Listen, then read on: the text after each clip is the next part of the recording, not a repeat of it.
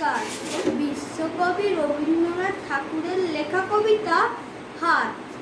কুমোর পাড়ার গরুর গাড়ি, বোঝাই করা কলসি হাঁড়ি, গাড়ি চালায় বংশী মদন, সংকেজে যায় ভাগ্নে মদন, হাট বসেছে শুক্রবারে বস্তিগঞ্জের পদ্মা পাড়ে।